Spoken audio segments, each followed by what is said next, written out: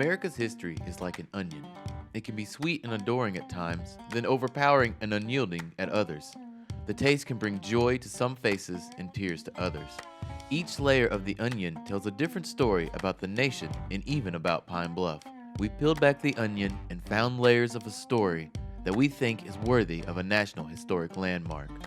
Places like Jefferson County Courthouse, where Christmas carolers have sung, where Muhammad Ali stopped in a UAPB parade, where voters cast their ballots every year, along with Regional Park, where softball games always created excitement, where concerts play while people dance next to the river, and where boaters bask in glistening waters.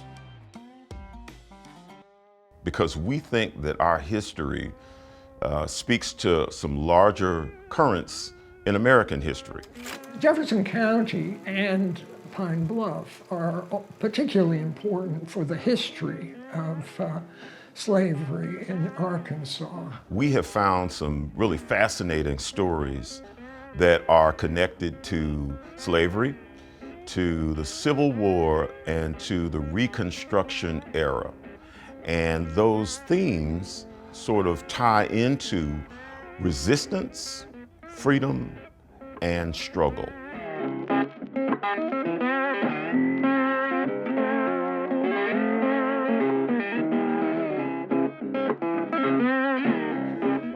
The Jefferson County Courthouse sits on Barricue Street.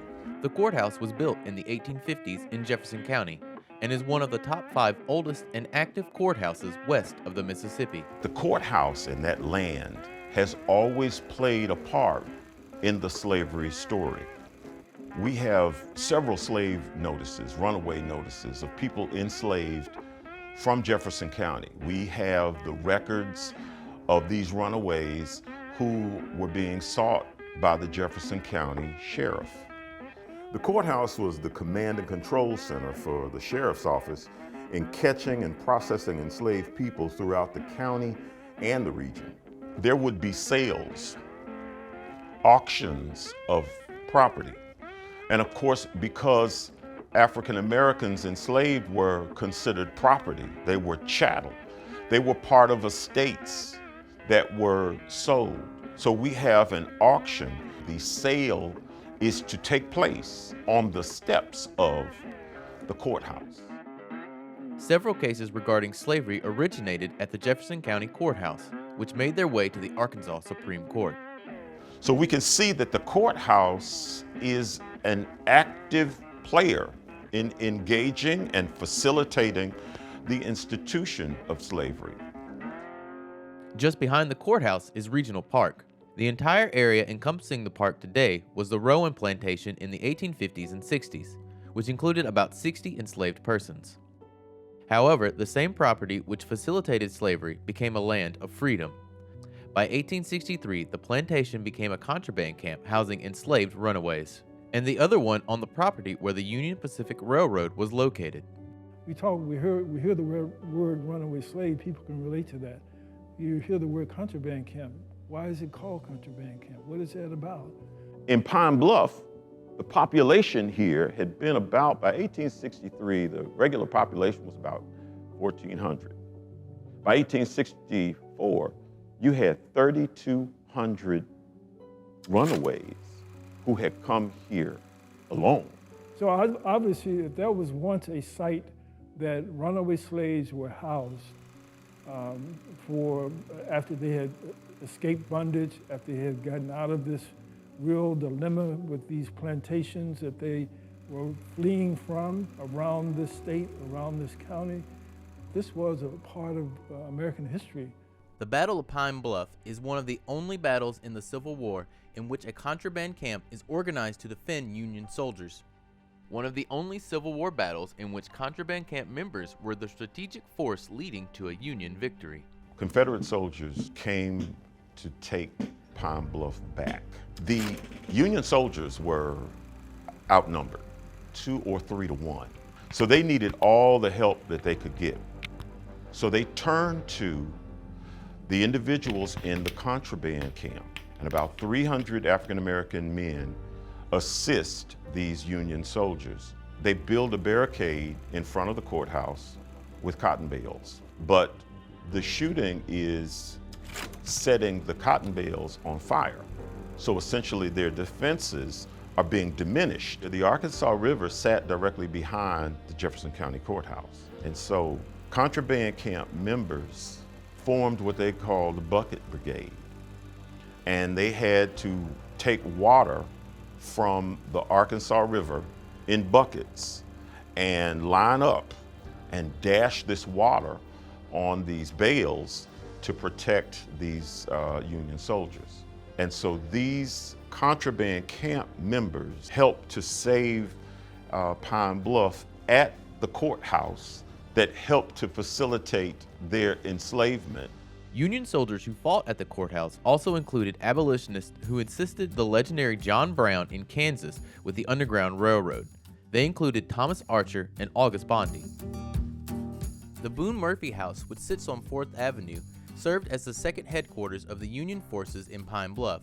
Also, the Boone Murphy House was the site where one of the Civil War's most famous fighting units reported for service, the 1st Kansas Colored Infantry, which was the very first African-American unit to fight in the Civil War.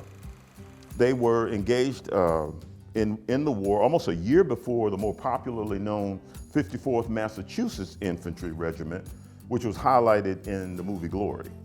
Later, it appears that it was the first site for the trial for a violation of the Emancipation Proclamation. In 1863, as we all know, the Emancipation Proclamation was put forth by President Abraham Lincoln. But it really was a toothless tiger until places came under Union occupation.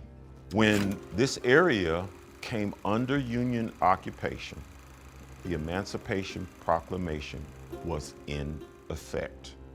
It meant that if you had been enslaved, you were free, period. A pastor named Fountain Brown, a former slave owner, lived on a plantation outside of Pine Bluff. Former slaves were residing on his property when a Texas man offered to purchase some of Fountain Brown's former slaves. Remember, this is after October of 1863. These individuals are free, but he's asking about purchasing them. Ultimately, he makes an offer that Fountain Brown can't turn down, and he sells these individuals. These mostly women and children former slaves were taken to Texas while their husbands were away looking for work.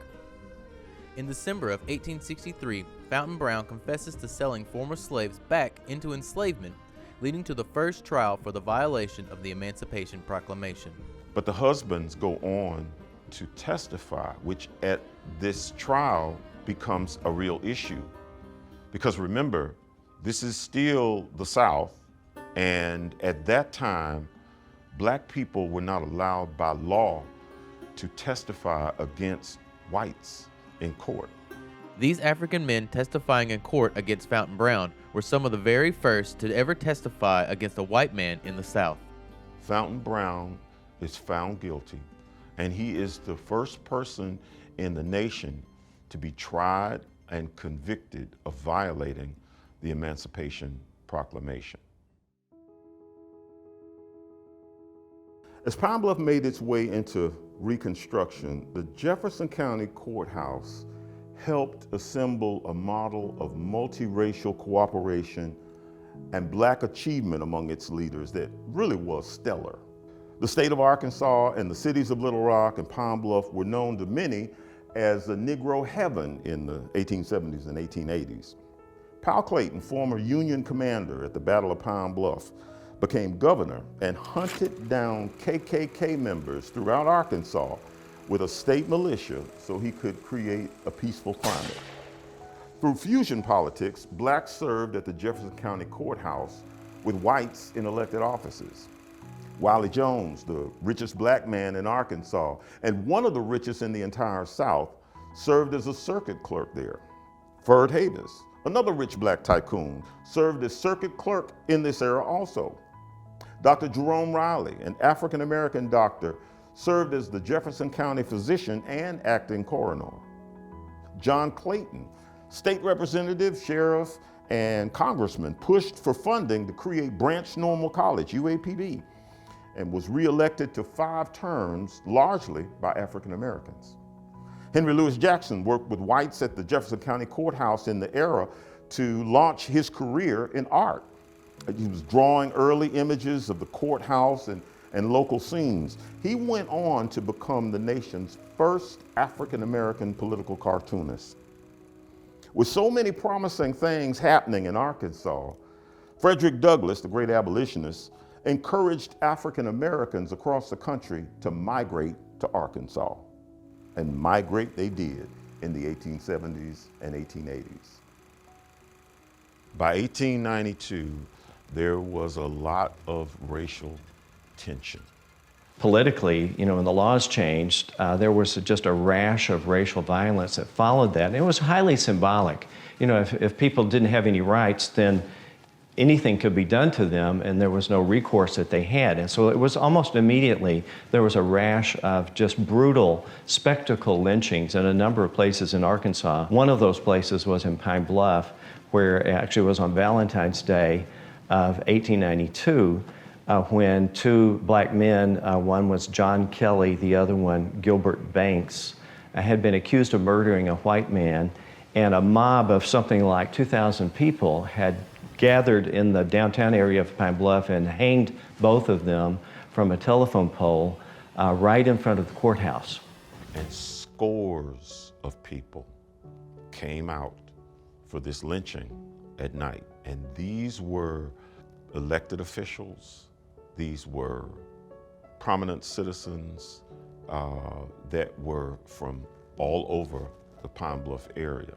It's an important message because in this message, it's literally saying we white citizens can openly kill and maim you in front of a symbol, a powerful symbol, a courthouse, a symbol of jurisprudence and justice. This is one of the earliest spectacle lynchings in the United States.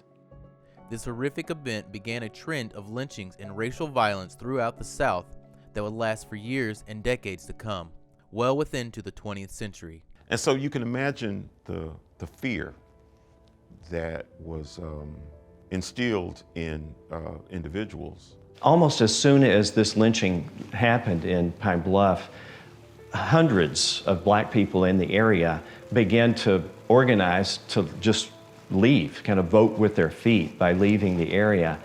The wharves or the landings along the river next to the courthouse, all the way down, hundreds of African Americans are filling up ships and they're leaving from these landings and they're trying to get out. It was a sea change in what had happened. Migration or immigration is fundamentally an act of resistance. But by the early 1890s, Arkansas became the epicenter of this Back to Africa movement because the fortunes for black people just plummeted so radically and so quickly. But in 1895, there was about 100 people from the Pine Bluff area that were able to travel from Pine Bluff, about 100 of them to Savannah, and from there to Monrovia in Liberia, and then remained, most of them apparently for the rest of their lives, there in Africa. And so for this community, at least in the 1800s, a courthouse becomes a kind of a barometer for where not only Pine Bluff is, but where the South is, and also where the country is. Without preserving this history at the place where things happened, without knowing that enslaved hands built the national Capitol and the White House, without knowing the deep connection to slavery, multiracial cooperation, and terror at the Jefferson County Courthouse, our legacy of complexity, our layers of the onion, may wither away and become lost beacons which could have forged new futures.